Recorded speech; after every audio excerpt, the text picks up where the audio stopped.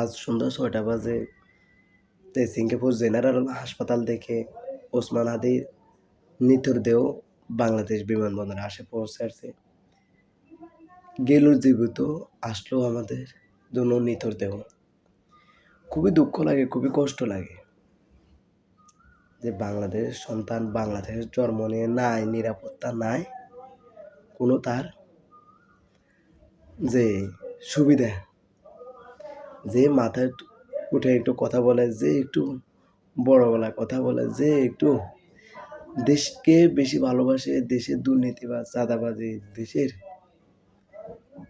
ভালো কিছু নিয়ে কথা বলে, তাকে মাথায় উপরে থাকতে দেয় না, তাকে বেশি দিন বাঁচতে দেয় না। একটা বার দেখবেন যে যে মাথা উপর করে একটা বার দাঁড়ায়, তাকে গুম করে ফেলে, তাকে পৃথিবী মায়া ত্যাগ করতে হয়। এই যে জুলাই যুদ্ধ 2024-এ দেখলাম যে আবু সাইদ মারা গেল, 2019-এ মারা গেল আবরার ফাহাদ, 2025-এ এসে আমাদের যে আমরা ওসমান হাদিকে হারালাম, যে আমাদের দেশে একটা নক্ষত্রকে আমরা হারিয়ে ফেলছি। যে সিঙ্গাপুর থেকে ওসমান হাদির মৃতদেহ নিয়ে আসলো কত নিরাপত্তা কর্মী, সেনাবাহিনী, র্যাব, নৌবাহিনী, এরপরে এই বিজিবি, র্যাব, পুলিশ, আনসার, সব বাহিনী যে আজকে যে মোতায়েন করা হয়েছে, এই লাস্টের আজকে যে তারা নিরাপত্তা দিতেছে। মানে কোথায় যাবেন, যে মানুষ কথায় কথা বলে যে মরে গেলে সবাই খোঁজে, জীবিত থাকার আগে কেউ খোঁজে না।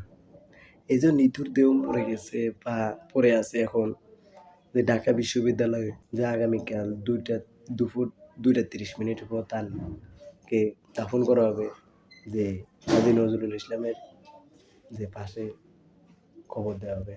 মানে খুবই আফসোস লাগে। দেশের আইন বলেন, নিয়ম বলেন, কোনো নিরাপত্তা নেই। এখন পর্যন্ত তারা ঘুমিয়ে আছে। জেগেছে কখন? যখন একটা আমরা হারিয়ে ফেলছি, তখন তারা জেগে উঠছে। এতদিন তাদেরকে ঘুম দিয়ে দিয়েছে, তারা ঘুমাইতেছিল, বেশি খাইয়ে ফেলছে তো সবুজ পাতা, যার কারণে তারা এভাবে ঘুমাইছিল।